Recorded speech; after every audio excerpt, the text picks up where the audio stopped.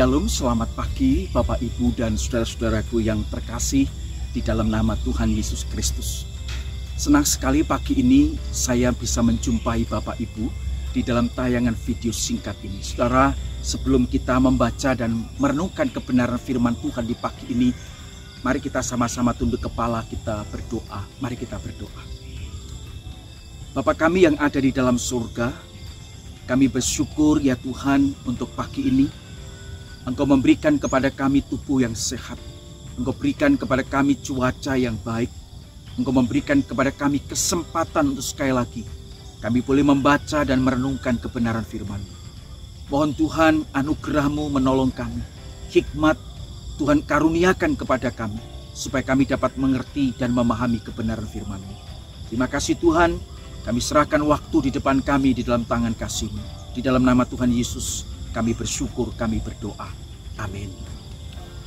Saudaraku yang dikasihi oleh Tuhan, pagi ini saya ingin mengajak saudara untuk kita bersama-sama kembali melanjutkan pembahasan kita pada 8 ucapan bahagia yang disampaikan oleh Tuhan Yesus. Dan kita pada hari ini sampai pada bagian yang keempat.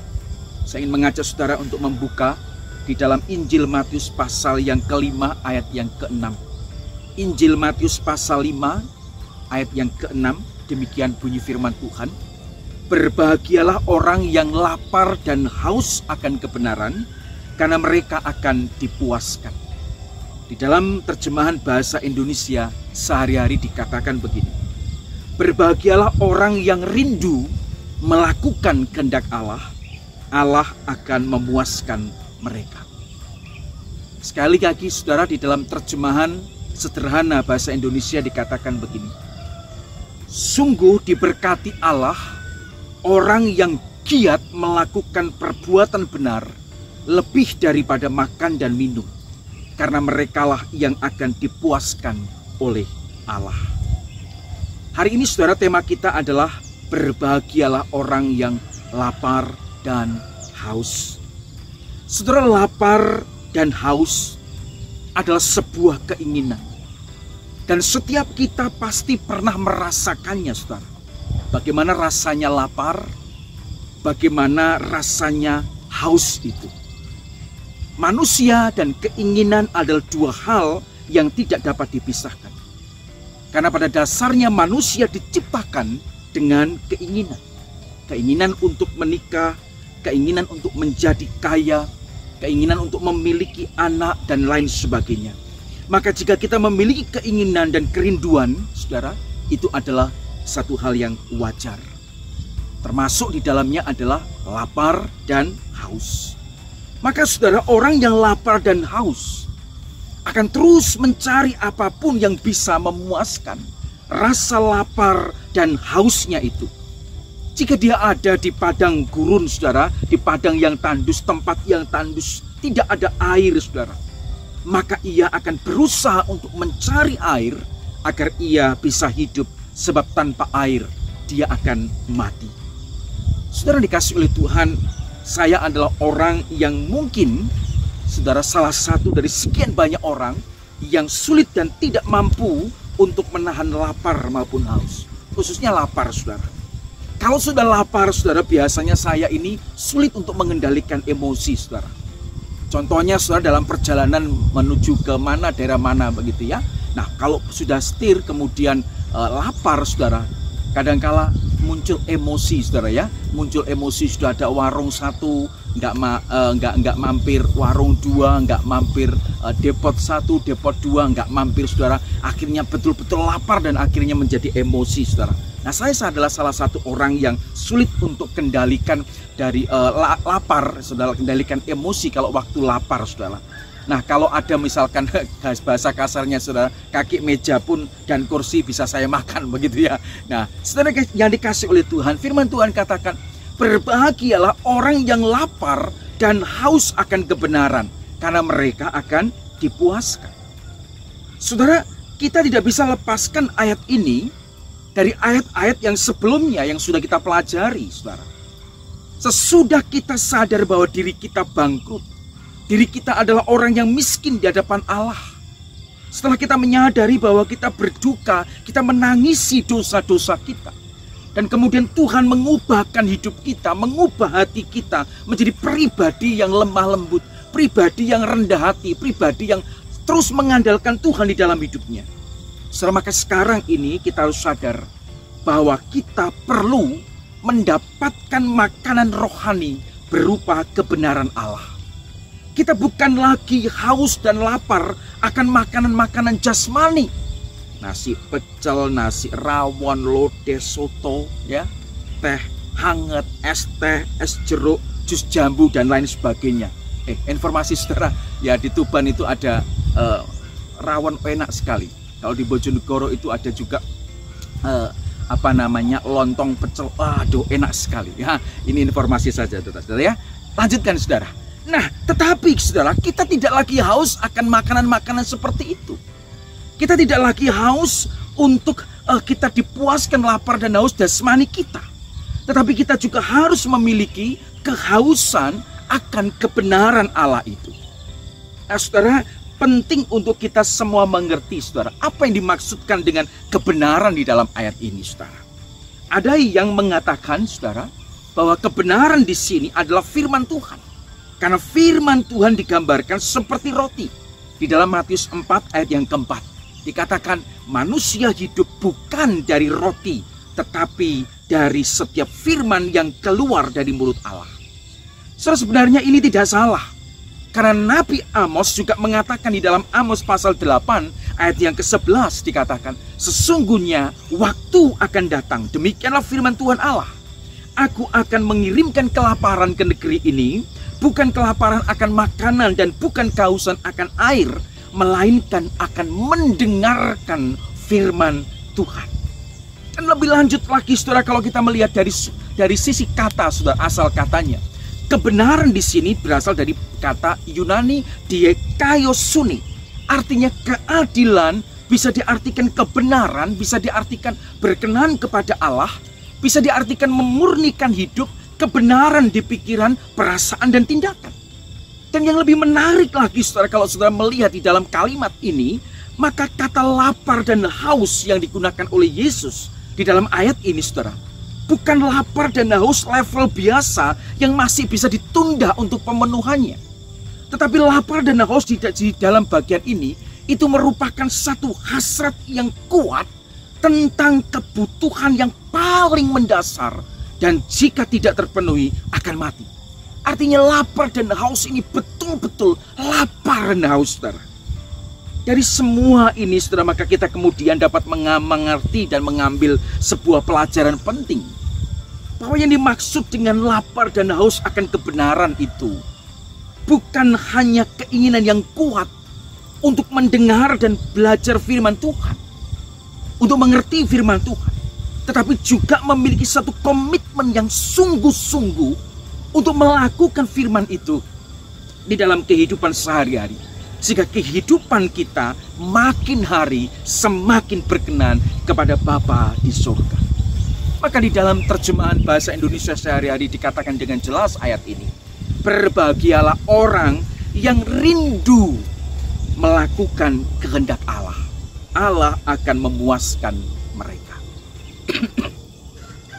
Saudaraku dikasih oleh Tuhan, Tuhan Yesus adalah satu pribadi yang seluruh hidupnya hanya melakukan kehendak Bapanya di surga. Tuhan Yesus ada teladan yang sempurna bagi kita, untuk kita belajar bagaimana kita tunduk kepada kehendak Bapa. Saudara dikasih oleh Tuhan, orang yang lapar dan haus akan kebenaran, dia akan menyerahkan hidupnya untuk dipimpin, diarahkan, dikendalikan, bahkan diubahkan oleh kebenaran firman itu.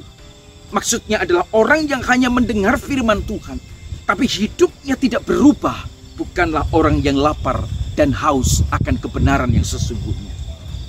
Ketika kita rindu mengenakan karakter Kristus di dalam hidup kita, sebagai pribadi manusia yang berintegritas, yang berkenan kepada Bapa, maka saudara mau tidak mau kita harus selalu menjaga hati kita untuk selalu lapar dan haus akan kebenaran. Dan pada gilirannya nanti, saudara, orang-orang yang haus dan lapar akan kebenaran ini, orang-orang yang mau dipimpin hidupnya oleh firman Tuhan, maka pada gilirannya nanti dia akan tinggal bersama dengan Bapa di surga sebagai keluarga kerajaan Allah. Saudara, adakah kerinduan dalam hati kita hari ini untuk haus dan lapar akan kebenaran itu? Masih adakah di dalam diri kita ini sebagai orang-orang percaya yang hidup di zaman modern ini, saudara, adakah suatu kerinduan dan kehausan akan kebenaran?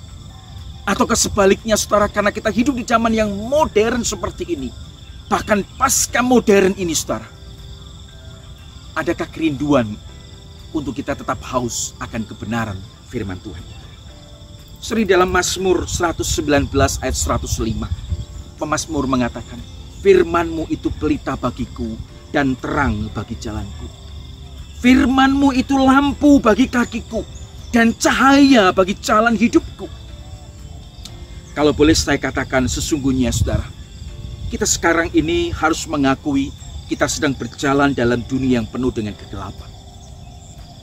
Ketika kita semua berjalan dalam kegelapan seperti ini, saudara, apa yang kita butuhkan, apa yang kita perlukan? Tentu penerang dan terang itulah yang kita butuhkan. Dan firman Tuhan adalah pelita. Firman Tuhan adalah lampu dan terang cahaya bagi kita untuk menjalani kehidupan ini. Tanpa dipimpin oleh firman Tuhan, tanpa dipimpin oleh kebenaran itu, hidup kita akan terombang-ambing dan kita akan terperosok ke dalam dosa. Rasul Paulus di dalam 2 Timotius 3 ayat 16-17 berkata, segala tulisan yang diilhamkan Allah memang bermanfaat untuk mengajar, untuk menyatakan kesalahan, untuk memperbaiki kelakuan, dan untuk mendidik orang dalam kebenaran. Dengan demikian, tiap-tiap manusia, kepunyaan Allah, diperlengkapi untuk setiap perbuatan baik. Saudaraku dikasihi oleh Tuhan, firman Tuhan kebenarannya tidak pernah berubah. Firman Tuhan menjadi panduan bagi kita. Di dalamnya ada hikmat, di dalamnya ada wahyu. Di dalam firman Tuhan itu menjadi navigasi di dalam kehidupan kita. Dialah yang akan terus menuntun kehidupan kita. Mari saudara, melalui kebenaran firman Tuhan ini, kita miliki kembali, kita bangkitkan kembali akan rasa haus, akan rasa lapar kita kepada firman Tuhan, kepada kebenaran itu. Firman Tuhan berkata, berbahagialah orang yang haus dan lapar akan kebenaran, karena mereka akan dipuaskan. Berbahagialah orang yang rindu melakukan kehendak Allah, Allah akan memuaskan mereka. Berbahagialah dan diberkatilah Allah orang yang giat melakukan perbuatan benar lebih daripada makan dan minum, karena merekalah yang akan dipuaskan oleh Allah. Tuhan Yesus memberkati kita. Mari kita berdoa. Terima kasih ya Tuhan, Engkau telah mengingatkan kepada kami sebagai orang-orang percaya di masa kini, untuk kami memiliki rasa haus dan lapar akan kebenaran, yaitu firman yang Engkau berikan kepada kami. Kiranya Tuhan menolong kami. Kembali Tuhan ingin bangkitkan kerinduan kami, kehausan kami, kelaparan kami akan kebenaran firman Tuhan. Dan biarlah ya Tuhan, kami membiarkan hidup kami, hati dan pikiran kami dipimpin, dikuasai, dan diarahkan oleh kebenaran firman-Mu. Sehingga firman-Mu lah yang akan terus menuntun dan memimpin kehidupan kami. Firman-Mu lah ya Tuhan, kebenaran-Mu lah ya Tuhan, yang akan menjadi terang bagi hidup kami. Berkati seluruh jemaat Tuhan yang hari ini sudah mendengarkan firman-Mu. Berkati usaha pekerjaan mereka ya Tuhan. Berkati apa yang sudah Tuhan percayakan untuk mereka kerjakan, itu menjadi sumber bagaimana Tuhan memberkati mereka. Berkati saudara-saudara kami yang mungkin saat ini mengalami kelesuan di dalam iman. Mereka jarang membaca firman, mereka malas membaca firman, merenungkan firman. Hari ini kami berdoa, bangkitkan kembali kerinduan dan kehausan mereka untuk membaca, merenungkan, mempelajari, menyelidiki firman-Mu. Berkati juga saudara-saudara kami yang mungkin hari ini sedang sakit. Tuhan mengulurkan tangan-Mu dan Engkau akan menjamah mereka dan memberikan kesembuhan kepada mereka. Yang hari ini penuh dengan pergumulan hidupnya, Tuhan akan memberikan jalan keluar yang terbaik bagi mereka. Terima kasih Tuhan, inilah doa kami. Kami bersyukur untuk kebenaran firman-Mu, biar firman-Mu terus menuntun dan memimpin kehidupan kami. Di dalam nama Tuhan Yesus kami bersyukur, kami berdoa. Amin. Tuhan Yesus memberkati kita semua. Haleluya. Amin.